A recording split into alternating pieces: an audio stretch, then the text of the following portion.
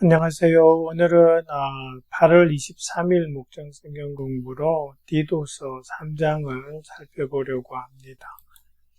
여러분, 디도서 3장을 이렇게 보시면은요, 처음 시작하는 내용이 그대는 신도를 일깨워서 통치자와 집권자에게 복종하고 순종하고 모든 선한 일을 할 준비를 갖추게 하십시오라고 하면서 뒤에 가서는 모든 사람에게 온유하게 대하십시오 이렇게 말씀하죠.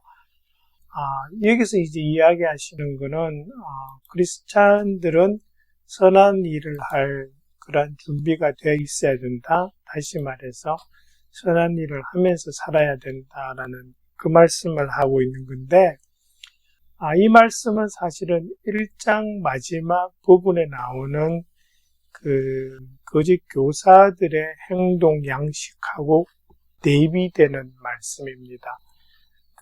1장 16절에 보면은 이렇게 돼 있죠. 그들은 입으로는 하나님을 안다고 말하지만 행동으로는 부인하고 있습니다. 이렇게 돼 있죠. 그러면서 전혀 선한 일을 하지 못합니다. 이렇게 말씀해요. 그러니까 이제 거짓 교사들은 그렇게 말로만 하고 선하게 살지 못하지만 하나님을 진정으로 믿는 크리스찬들은 선한 일을 하면서 살아야 된다라고 하면서 이게 진짜 크리스찬과 가짜 크리스찬의 삶의 모습에서 차이가 나는 부분을 또 말씀하시고, 그러면서 계속적으로 하는 내용을 잘 보시면 이 선한 일을 하면서 살아가는 것이 그냥 살아가는 게 아니라 예수님께서 우리를 구원하여 주신 목적을 이루는 거다라는 그런 의미로 쭉 이렇게 말씀하고 있습니다. 그런 부분들이 이제 한 8절까지 그렇게 이어지고 있는데요. 그걸 좀 이렇게 좀 더 자세하게 살펴보면 1, 2절에서 그렇게 되어 있죠. 모든이라는 단어가 2번 나옵니다. 1절에서 모든 선한 일, 또 2절에서는 모든 사람에게. 그러면서 이제 모든 선한 일인데 그게 뭘 포함하느냐 하니까 통치자와 집권자에게 복종하고 순종하는 것까지 포함되어 있는 거죠. 하나님께 순종하는 것은 당연히 해야 될 것이지만 이 통치자, 집권자들에게 순종하고 복종하는 게 포함되어 있는 거고, 그러면서 뒤에 가서 모든 사람에게 온유하게 대하라는 것은 구분하지 말라는 거죠, 사람을. 그러면서 이제 잘 또 살펴보면 1절에서 이야기하시는 이 내용이 사실은 로마서 13장에 나오는 내용하고 연결이 됩니다. 그죠? 로마서 13장 1절부터 5절까지 내용에서 권세에 복종하라고 하셨거든요. 그때 하신 말씀이 모든 권세는 하나님이 세우신 거다라는 말씀을 하셨어요. 그렇기 때문에 이제 그 말씀하고 디도서 이 말씀이 연결이 되고 있다라는 것을 우리가 알 수 있는 것이고요. 그 다음에 또 보면은 2절에서 나오는 말씀이 싸우지 말고 관용하게 하고 모든 사람에게 온유하게 하라라는 그 말씀을 하고 있는 거죠. 이 말씀은 사실은 마태복음에 나오는 말씀하고 연결이 됩니다. 그죠? 예수님께서 나는 마음이 온유하고 겸손하니 내 멍에를 메고 나한테 배워라 이렇게 말씀하셨어요. 예수님께서 본인을 마음이 온유하고 겸손한 사람 그렇게 말씀하시는 것이 예수님의 성품이 그렇다라는 거고, 우리가 예수님의 성품을 닮아가야 하는 사람이라는 걸 생각하면 이 디도서 2절에 3장 2절에 나오는 말씀이 그대로 성경의 어떤 일관성과 함께 우리한테 다가오는 것을 알 수 있는 것이고요. 그 다음에 이제 3절부터 7절에서는 이거는 복음의 메시지를 아주 간략하게 설명하신 거라고 보면 맞습니다. 왜냐하면은 2절까지 모든 사람에게 선한 일하고 온유하게 대하라. 왜 그러는가? 그것은 우리가 하나님의 은혜로 구원을 받았기 때문입니다. 우리 상태는 3절이 사실은 구원받기 전에 우리의 상태가 나오는 거죠. 어리석고 순종하지 않고 미혹당하고 온갖 정욕과 향락의 종로로 타고 악의와 시기심 가지고 살고 남에게 미움받고 서로 미워하고 그것이 이제 우리의 상태라는 거죠. 구원받기 전에 아주 불쌍한 상태였다라는 거죠. 그럼에도 불구하고 우리가 구원을 받았는데 그 구원을 받는 그 과정이 4절부터 쭉 나오는데 잘 보면은 그 안에 우리가 행한 의로움 때문이 아니라 하나님의 인자하심과 사랑하심 그리고 예수 그리스도로 말미암아 성령으로 새롭게 해주심으로 구원받았다 이렇게 돼 있어요. 그러니까 구원의 어떤 주체가 되는 삼위일체 하나님이 다 언급되고 있습니다. 그죠? 성부 하나님, 성자 하나님, 성령 하나님. 그러고 난 다음에 그 모든 삼위일체 하나님의 은혜로 우리가 구원을 받았는데 잘 보시면 뒤에 또 5절에 그런 말이 나오죠. 거듭나게 씻어주심과 이렇게 나오죠. 이게 사실은 침례를 이렇게 떠올리게 하는 단어입니다. 그죠? 그러니까 이게 성령께서 우리를 씻어주시는 것도 있고 그 다음에 그것을 겉으로 드러내는 침례를 통해서 밖으로 우리가 드러내는 그것도 있고 그렇게 해서 이 복음에 대한 기본 메시지가 7절까지 그렇게 딱 나옵니다. 그러면서 8절을 딱 보시면 이 말은 참됩니다 하는데 이 말은 사실은 7절까지 나온 그 복음의 메시지를 말하는 거고 뒤에 8절 후반부에서는 뭐라 그러시냐니까 이런 메시지를 힘있게 주장하라 이렇게 나오고 또 믿는 사람으로 하여금 선한 일에 전념하게 하라라고 이야기하고 계시는 거죠. 그러니까 우리가 이런 걸 안 하면 구원 못 받는다는 것이 아니라 구원 받은 사람으로서 마땅히 해야 할 일이기 때문에 우리가 전념하면서 살아야 된다라는 말씀을 하시고 또 뒤에 보시면 사람에게 유익합니다라고 되어 있어요. 선한 일을 하면서 사는 것이 우리한테도 유익하고 우리의 선한 일을 받는 다른 사람에게도 유익하고라는 그런 말씀으로 유익하다는 메시지가 둘 다로 사용될 수 있는 그런 모습이 우리가 보이고 있는 거죠. 그 다음에 우리가 또 하나 또 살펴보는 것은 8절, 9절을 이렇게 보시면 8절에서는 뭐라 그러시냐니까 이런 걸 힘있게 주장하라 그러셨어요. 그거는 복음의 메시지입니다. 그죠? 근데 9절에 가시면 어리석은 논쟁과 족보 이야기야 분쟁과 율법에 관한 싸움은 피하라 그렇게 되어 있는 거죠.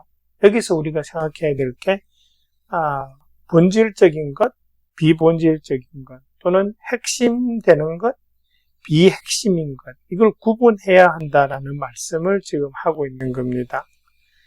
우리 신앙생활에 있어서 핵심이 되는 구원과 또 기독교의 기본 교리에 관해서는 우리가 양보하지 않아야 되고 힘있게 주장해야 되고 전해야 된다라는 거죠. 근데 비핵심적인 문제가 있죠. 이래도 되고 저래도 되는 게 있어요.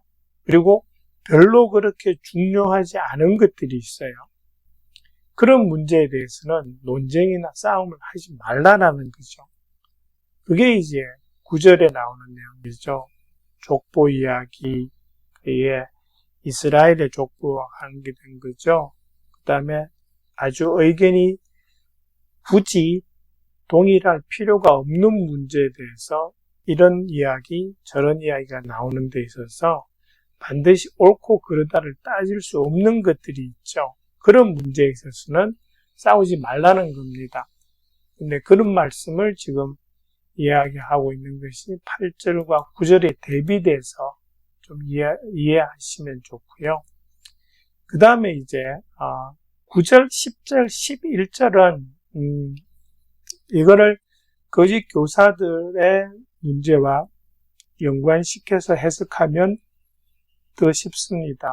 그러니까 유대교의 어떤 전통과 그런 쪽에 익숙해져 있던 사람들이 이 반만 아는 거죠. 예수님에 대해서도 듣고, 그러고 예전에 가지고 있던 그 유대교의 전통과 율법에 대한 것도 알아요. 그러다 보니까 이 사람들이 자꾸 예전으로 돌아가려는 거죠. 둘 다 해야 된다는 거죠. 그러니까 그런 예가 되는 게 이제 뭐 할례 받아야 된다라는 거, 율법 지켜야 된다라는 거, 그 다음에 안식일 반드시 지켜야 된다 그러는데, 사실은 예수님 부활하신 이후로 초대 크리스찬들은 안식일인 토요일이 아니라 예수님이 부활하신 주일을 지켰습니다. 그러니까 그런 문제에 대해서는 굳이 싸울 필요가 없는데 자꾸 그런 걸 가지고 싸우려고 하는 사람들이 있는 거죠. 그러니까 그런 사람들, 거짓 교사들에 관한 그런 사람들이 주장하는 것에 대해서는 싸우지 말고 그 사람들에 대해서는 그냥 놔두라는 겁니다. 사실 이게 그 초대 교회에서 상당히 좀 문제가 됐던 것 같아요. 그런 사람들 때문에. 왜냐하면 여러분 그 디모데전서도 보시면 1장 4절에 신하와 끝없는 족보 이야기를 피하라라고 그러시고, 디모데 후서 2장 14절에 가시면 쓸데없는 그런 말다툼이 유익이 없고 파멸에 이르게 한다라고 그러거든요. 그러다 보면 싸우다 보면 분파가 생길 거고 교회의 의견이 나누어지니까 그런 거는 결코 덕이 되는 내용들이 아닙니다. 그런 거는 이제 피하라는 것이죠.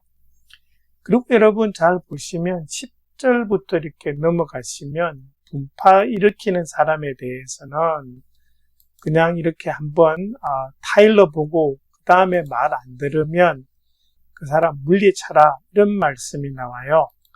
이게 어떤 거냐 하니까 여러분 그 마태복음 18장에 가면은 이렇게 죄 짓는 형제들을 다루는 그 절차에 대해서 이렇게 이야기합니다. 누가 죄 짓거든 둘이 가서 개인적으로 가서 충고하고, 그리고 그 사람이 그래도 말을 듣지 않으면 두세 사람이 같이 가서 정인을 세우고 권면하고, 그래도 말 안 들으면 교회에다 말하고, 교회의 말도 안 들으면 그 사람을 이방 사람이나 세리같이 여겨라 라고 하시는 말씀이 이 마태복음 18장에서 나오는 말씀입니다.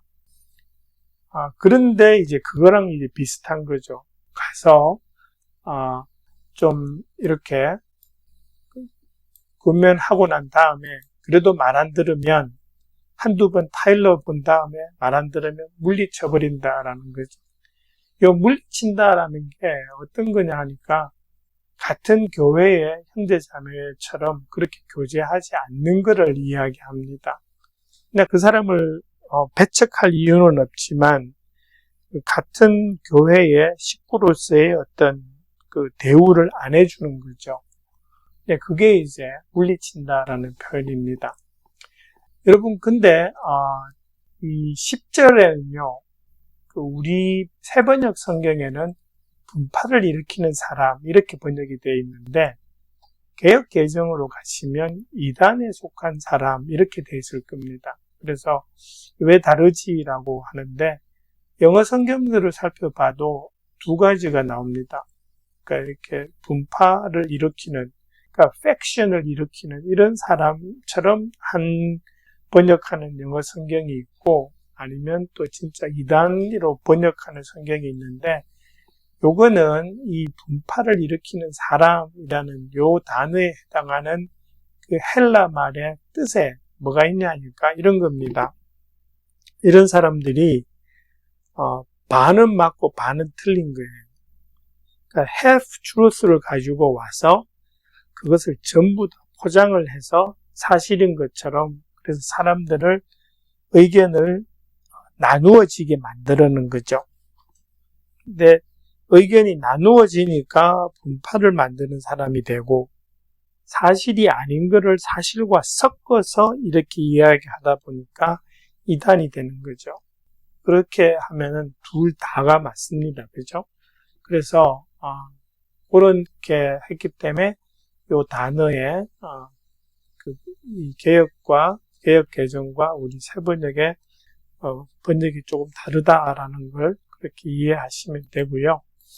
그 다음에 11절에 가시면 그대가 아는 대로 이런 사람들은 옆길로 빠져버렸으며 죄를 지으면서 스스로 단죄를 하고 있습니다. 라고 돼 있어요. 스스로 단죄한다. 이게 무슨 말이냐 하면은 이 사람이 누구냐 하니까 분파 일으키는 사람이에요. 그죠? 그러니까 half truth, 진리가 아닌 걸 가지고 자꾸 그렇게 이야기하는 사람들이잖아요. 그러다 보면서 이런 사람들은 뭐냐 하니까 교회에서 지금 너 그 생각 잘못된 거다 고쳐라 라고 권면하는데 안 듣는 거죠. 왜냐하면 이 마음 안에 진실이 지금 안 들어가는 거예요. 진리가 안 들어가는 사람이에요. 다시 말해서 이 사람은 예수님을 진심으로 믿는 사람이 아니라는 겁니다. 예수님을 진심으로 믿지 않는 사람은 구원받은 사람이 아니죠. 그죠? 본인은 자기가 예수님 믿는 사람이라고 하지만 그 안에 진리가 없는 사람이라는 거죠. 그러면 이 사람은 구원받지 못한 사람인 거고, 구원받지 못한 사람은 여전히 죄의 심판을 받을 사람이죠. 그렇기 때문에 이제 스스로 단죄한다라는 의미가 그런 의미입니다. 사람 아직 구원받지 못한 사람이다라는 그걸 지금 자기 입으로 고백하고 있다라는 거죠. 그 다음에 이제 12절부터 15절을 보시면 이거는 그 익숙한 사도 바울의 편지를 마무리하는 방식입니다. 끝에 보면 인사를 이렇게 쭉 합니다. 그죠? 그러면서 자기 여행 계획도 이렇게 보통 이야기하는데 그 부분이 지금 다 들어있어요. 12절에 보시면 아데마나 두기고를 그대에게 보내면 촉히 니고볼리로 나를 찾아오라 그러면서 자기는 거기에서 겨울을 나기로 했습니다. 라고 했어요. 그 다음에서 인사가 또 나오는데 여기서 보시면 아데마나 두기고는 이 디도스를 가지고 크레타로 간 사람들입니다. 그러면 이 사람들은 와서 머물러 있고 그리고 디도는 자기는 그 크레타 섬에서 사역을 정리하고 사도 바울한테 오라라는 거죠. 그래서 이제 디도는 오래 안 머무르고 사역 교체가 되는 겁니다. 아데마와 두기고와 함께. 그죠?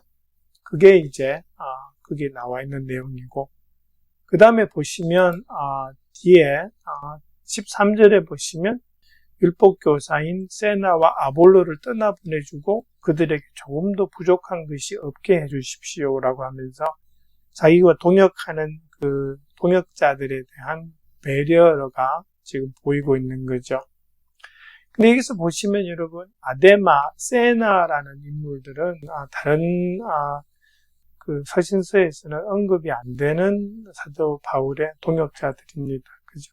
그런 게 좀 있고 그 다음에 하나는 이 두기고라는 사람은요 좀 여러 군데 많이 보였다라는 기억이 있으신 분들은 사도 바울의 서신서를 잘 읽어보신 분들인데 이분이 지금 언급되는 부분들이 꽤 많이 나옵니다. 여기에도 지금 디도서에도 이 디도서를 가지고 온 사람으로 나오고 그 다음에 에베소서하고 골로새서를 보면 그 편지를 사도 바울의 편지를 전달한 사람이 이 두기고입니다. 다시 말해서 사도 바울의 그 메신저처럼 편지 적은 거 갖다가 전달하고 다시 돌아오고 그런 사역들을 지금 많이 한 사람이라는 것을 이게 알 수 있다라는 거죠. 그 사도행전 20장에도 보면 그런 부분들이 이제 두 기구가 그렇게 메신저로 사역하고 있는 것이 보이는 부분이 있습니다. 그래서 그렇게 이 디도서가 마무리되고 있습니다. 그래서 잘 살펴보시고 목장 식구들에게 함께 나누어 주시면 감사하겠습니다. 수고해 주시기 바랍니다.